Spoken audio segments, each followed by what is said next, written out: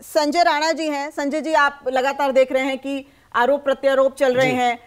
ये बताइए, राज बरकरार रहेगा या रिवाज बदलेगा? अगर रिवाज टूटना ही है तो फिर जनता को ये लगेगा ना कि भाई 5 साल बीजेपी, 5 साल कांग्रेस, तो फिर सरकारों के मन में कौन सी ऐसी चीज होगी जो उन्हें पुश करेगी कि 5 साल हम काम करें? क्योंकि अगर अशोक गहलोत की बात करें तो योजनाएं तो धरातल पर नजर आ रही हैं। अगर गोधन की बात करें, गृह लक्ष्मी योजना, तमाम योजनाएं, मैं भी राजस्थान में ग्राउंड रिपोर्टिंग करके आई हूं, वहां पर महिलाएं जो हैं वो काफी संतुष्ट नजर आ रही हैं। तो अगर रिवाज बदलना है तो फिर कौन सी ऐसी चीज है जो पुश करेगी सरकारों को? दिव्या, गुड मॉर्निंग टू फैलो पे। देखिए, आपने बात बोली है कि वहां पे काफी योजनाएं गहलोत सरकार ने लागू की। हम मानने को तैयार हूं कि काफी अच्छी योजनाएं आई हैं, लेकिन 4.5 साल आप सो रहे थे क्या? आपने तो 6 महीने पहले सारी योजनाएं लाई है। देखिए, सारी पार्टियां, चाहे वो आप आदमी पार्टी हो, कांग्रेस पार्टी हो, विपक्ष की कोई पार्टी, सब लोग किस मुद्दे को उठा रहे हैं? बेरोजगारी, महंगाई, बच्चों का एजुकेशन, लॉ एंड ऑर्डर की अगर बात करें तो इस समय जो राजस्थान की सरकार है ध्वस्त हो चुकी है। मैं आंकड़े दे रहा हूं आपको,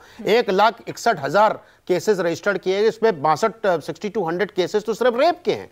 अगर पिछले साल के आंकड़े दे दे, तकरीबन 5600 तो रेप के केसेस आए हुए हैं। तो किस मुंह से बोलेंगे कि हमारे लॉ एंड ऑर्डर सिचुएशन बड़ी अच्छी है? मैं आते हैं, मैं ये बात कर रहे थे रोजगार की। अरे किस रोजगार की बात करते हैं आप? हरियाणा के बाद नंबर 2 स्टेट, 27% बेरोजगारी दर है हरियाणा, राजस्थान के अंदर। आप बोले रोजगार दे देंगे। अरे नंबर बताइए, रोजगार कितना दिया आपके पास? रोजगार नहीं, अभी मैं आपके उसमें सुन रहा था कि 10 लाख रोजगार देंगे। अरे भाई, टोटल जो रोजगार हरियाणा राजस्थान गवर्नमेंट के पास है वो 8 लाख है। 10 लाख आप कहां से क्रिएट कर दोगे? आपको समझना पड़ेगा बोल क्या रहे हो। महंगाई की चर्चा कर रहे थे। देखिए दिव्या जी, महंगाई पे इनकी लगाम नहीं है, सिर्फ बातें हैं। भाई, पेट्रोल 108 रुपए है, जिसमें 31.5% आप वैट लगाते हो। वैट क्यों नहीं कम कर रहे हो? उत्तर प्रदेश में वैट 18% है, पेट्रोल के दाम 96 रुपीज है, नोएडा जहां पे हम बैठे हुए हैं। तो देखिए, कथनी और करनी में बड़ा अंतर है। अभी हम प्रेस कॉन्फ्रेंस सुन रहे थे गहलोत साहब का, वो टोटली कंफ्यूज्ड लग रहे थे। अरे आप अपने प्रेस कॉन्फ्रेंस कर रहे हो अपनी सरकार की उपलब्धियों को बताने के लिए, आप महादेव ऐप की बात कर रहे हो, आप दूसरे सरकारों की बात कर रहे हो, प्रधानमंत्री को नीच नहीं बोला गया। अरे मणिशंकर अय्यर का बयान आप भूल गए?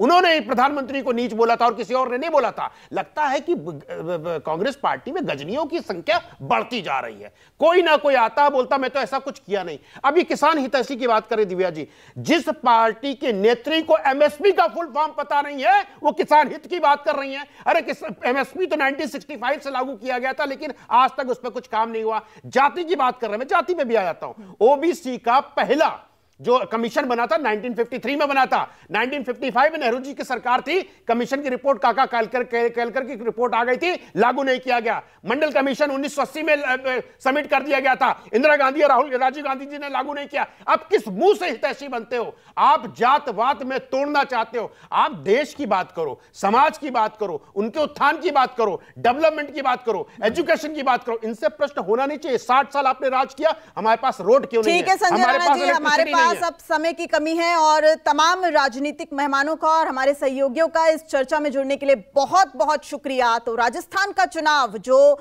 विधानसभा चुनाव के लिए प्रचार हो रहा था, वो आज शाम थम जाएगा। लेकिन कौन इस चुनावी मैदान में अब बाजी मारेगा, किसका क्या माहौल है, ये तो 25 नवंबर को आम जनता ईवीएम में कैद कर देगी। लेकिन अब देखना दिलचस्प होगा कि राज बरकरार रहेगा या रिवाज बदलेगा। फिलहाल रुकते एक छोटे से ब्रेक के लिए, लेकिन खबरों का दौर लगातार जारी रहेगा। आप देखते रहिए News 24।